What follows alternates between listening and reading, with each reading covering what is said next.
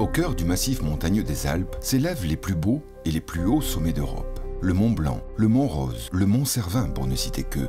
Ils se dressent, majestueux, à plus de 4000 mètres d'altitude pour entourer la vallée d'Aoste, comme s'ils avaient décidé que ce serait là leur point commun. De manière globale, je suis un immense amoureux de tout le Val d'Aoste.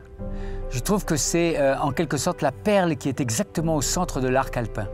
Et puis, il y a une vallée qui est comme elle était presque il y a un siècle. Tout est encore d'origine, tout est préservé, tout parle à l'âme en quelque sorte. C'est-à-dire c'est une vallée qui par malheur, je pense, à un moment donné, n'a pas pu se développer au niveau des remontées mécaniques, en fait, de la modernité du tourisme de l'époque. Et en même temps, c'est son bonheur, je pense, et sa chance actuellement, c'est que c'est une vallée réellement préservée, où les gens peuvent trouver une montagne comme celle dont ils rêvent vraiment dans leur rêve d'enfant.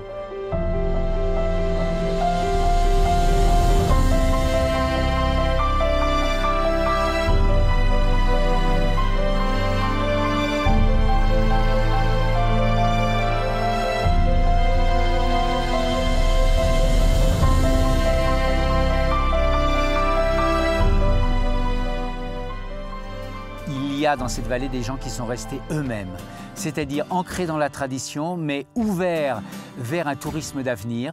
Et je pense que le tourisme d'avenir, dans nos Alpes, il ne passe plus par la mécanisation, mais il passe par l'authenticité. C'est justement dans cet état d'esprit que le collectif Naturavalp s'est organisé, réunissant les artisans, agriculteurs, producteurs ou encore les professionnels du tourisme de la vallée.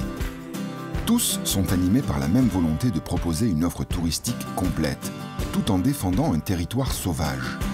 Pour l'association Naturavalp, le but de se rassembler est de pouvoir rendre chacun acteur dans les choix de développement du territoire, de promouvoir une agriculture locale et de placer les valeurs de proximité et d'authenticité au cœur de leur économie. L'échange et la tradition restent les aspects essentiels de l'accueil en Valpeline.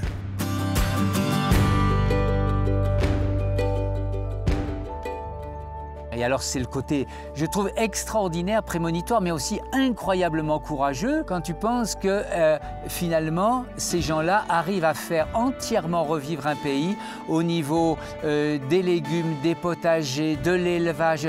Donc tout est vrai, tout est beau, tout est vraiment dans le sens de l'avenir. Ces journées en Valpeline, de façon permanente ou temporaire, c'est faire le choix d'un retour aux origines et de s'approprier un cadre naturel préservé et grandiose.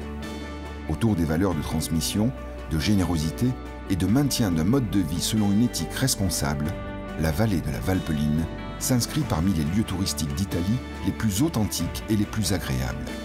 Ici, au fil des saisons, la nature à l'état brut et les montagnes impressionnantes n'ont pas leur pareil.